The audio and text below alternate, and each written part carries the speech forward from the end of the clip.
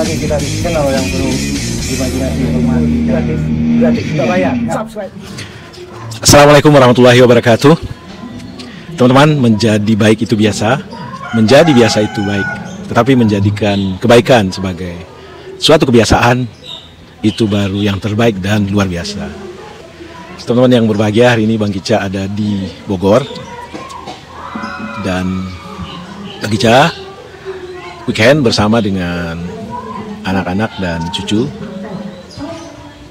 Dan tidak salahnya karena ini menyangkut anak-anak, cucu-cucu, Bang Kicca ingin kita semua diskusi, berceloteh, berkicau tentang birrul walidain. Ya, yang lazim kita kenal, birrul walidain sering diartikan sebagai berbakti kepada kedua orang tua. Intinya adalah birrul walidain satu tindakan etis dalam Islam, satu tuntunan dalam Islam bahwa wajib hukumnya bagi seorang anak, jadi fardunya itu fardu ain, untuk berbakti kepada orang tuanya, wajib hukumnya. Mungkin cerita ini sedikit personal, tetapi biasanya yang personal juga berlaku universal. Bang Kicca ingin mulai diskusi kita ini dengan fenomena yang akhir-akhir ini sebagai orang tua sungguh sangat menyesakkan dada kita. Hari-hari ini media massa diisi oleh berita-berita tentang bagaimana seorang anak, Mario namanya, itu hampir tak masuk akal. Dia melakukan tindakan kekerasan yang benar-benar menyesakkan dada kita. Apa yang salah dengan anak-anak kita? Apa yang salah dengan Mario?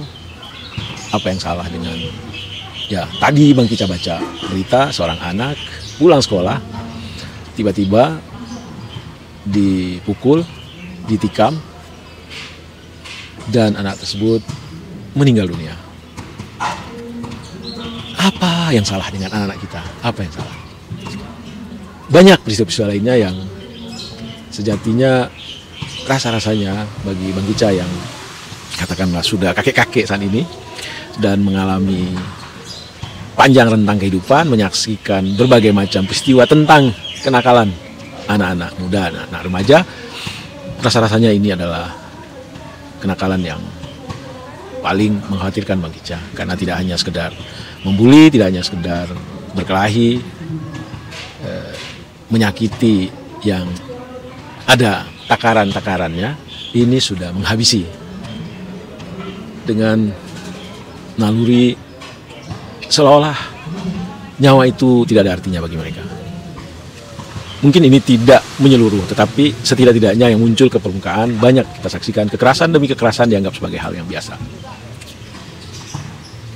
Kita tak hendak mencari siapa yang salah, siapa yang benar, dan Bang Kicca juga tidak hendak mencari jalan keluar karena Bang Kicca tidak punya kapasitas, tidak punya pemahaman yang cukup tentang psikologi anak-anak, tentang bagaimana seorang anak bertumbuh berkembang, tentang tantangan macam apa atau seperti apa yang saat ini dihadapi oleh anak-anak, tekanan seperti apa yang saat ini mereka sedang hadapi, lalu pengaruh influen dari eksternal seperti apa yang mereka saat ini sedang terima, sedang alami.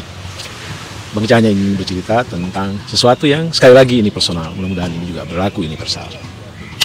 Bang Kicca punya 4 orang anak, keempat-empatnya alhamdulillah saat ini sudah mandiri. 2 diantaranya tamat di Institut Teknologi Bandung, 2 lagi di Universitas Indonesia, alhamdulillah.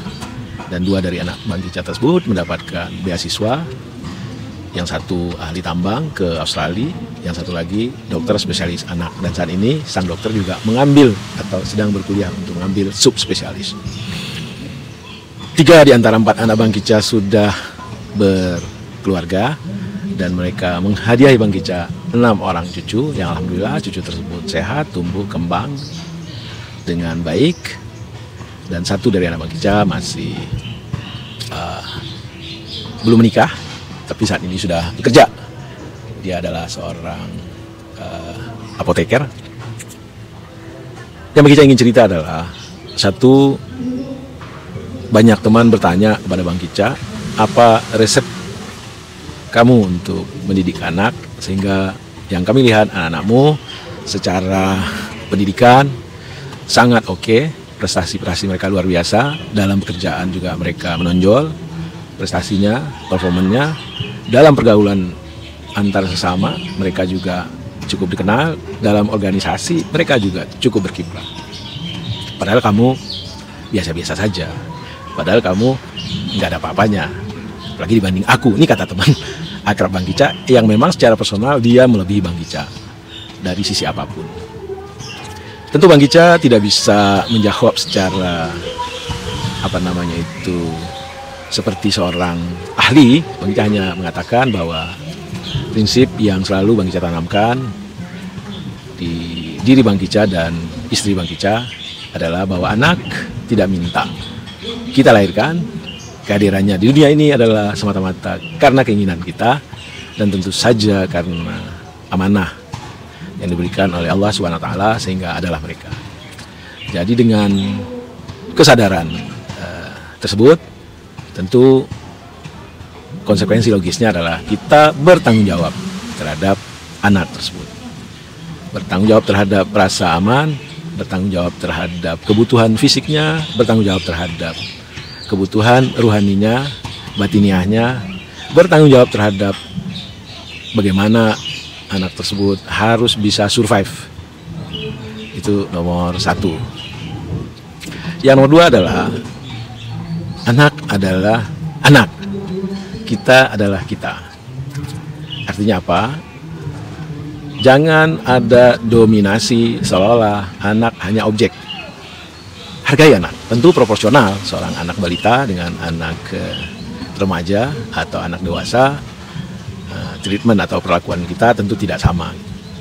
Tetapi intinya, mari kita, karena anak adalah seorang pribadi utuh, maka sebagai orang tua, jangan pernah menutup kuping.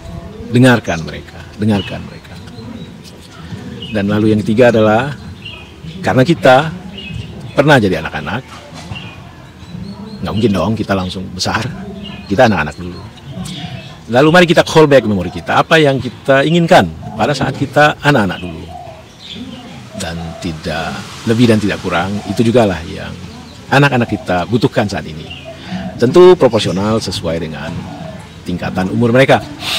Tetapi dari anak-anak sampai dia menjadi orang dewasa dan bahkan sampai mereka punya anak-anak kita ini, satu hal yang abadi mereka butuhkan adalah sayang kita, kasih sayang kita. Dan ekspresi rasa sayang adalah ekspresi rasa sayang yang benar-benar sayang, bukan dengan menghujaninya dengan berbagai kebendaan, barang-barang mewah, bukan dengan memberi mereka kebebasan sesuai maunya mereka. Tidak. Sayang di sini yang bisa maksud adalah sayang bahwa kita benar-benar memperhatikan dia dari segala aspek. Kalau dia kita anggap tidak benar dalam hal katakanlah perilaku dan segala macam, ya kita sentuh secara kasih sayang, kita sadarkan dia. Tetapi kalau dia punya argumentasi bahwa apa yang dilakukannya bukan sesuatu yang salah, dan jika kita anggap argumentasinya itu benar, maka dengan besar hati kita harus menerimanya, memberikan pujian. Pujian juga bentuk dari rasa kasih sayang. Lalu yang keempat, bahwa prinsip mendidik anak selalu Bang Kicca dan istri pegang teguh, itu adalah tanggung jawab kami selaku orang tua. Tanggung jawab kami selaku orang tua. Kita bisa minta bantu kepada ribuan guru, kita bisa masukkan anak di sekolah, kita bisa leskan mereka ini dan itu. Tapi prinsip utama bahwa orang-orang tersebut, mereka yang di luar sana, sifatnya hanya membantu. Tanggung jawab utama tetap berada di tangan kita selaku orang tua. Itu yang selalu Bang Kicca tanamkan. Sehingga Bang Kicca tidak pernah melepaskan begitu saja anak-anak, bagaimana sekolah memolesnya, bagaimana lingkungan memolesnya, bagaimana katakanlah kursus ini, kursus itu, memolesnya. Tidak. Bang Ica punya cara tersendiri dengan istri untuk mengevaluasi apakah anak Bang Ica satu nyaman berada di tengah-tengah entah sekolah, kursus, atau apapun itu. Nomor dua, apakah anak Bang Ica bertumbuh dan berkembang pengetahuannya, bertumbuh dan berkembang pemahamannya, bertumbuh dan berkembang personalitinya menuju keadaan yang lebih baik. Dan anak juga perlu pujian, perlu sanjungan, perlu dukungan. Jadi sebagai orang tua, ya Bang Ica akan selalu hadir untuk memberikan dukungan, untuk memberikan pujian, untuk memberikan sanjungan pada saat-saat yang tepat. Pujian tersebut, sanjungan tersebut, dukungan tersebut harus diberikan. Sekali lagi, 4 dari anak Bang Ica benar-benar sampai saat ini birrul walidain, benar-benar menyenangkan hati Bang Ica dan istri. Dan Bang Ica berharap ini bisa bertahan, dan tentu ini belum final. Yang namanya hidup, bertumbuh, berkembang, bisa bertumbuh dan berkembang tentu menuju sesuatu yang lebih baik. Tapi bukan mustahil itu menuju sesuatu yang lebih buruk. Tentu kita tidak menginginkannya. Teman-teman, terakhir Bang Ica ingin berpesan kepada kita semua bahwa kita harus sadar anak atau keberadaan anak di dunia ini adalah atas keinginan, atas kemauan kita selaku orang tua. Karena itu, tanamkan dalam hati kita bahwa kita bertanggung jawab terhadap keberadaan anak tersebut, bertanggung jawab terhadap pertumbuhan ruhaninya, bertanggung jawab terhadap pertumbuhan jasmaninya, bertanggung jawab terhadap pertumbuhan intelektualitasnya, bertanggung jawab terhadap pertumbuhan personalitinya.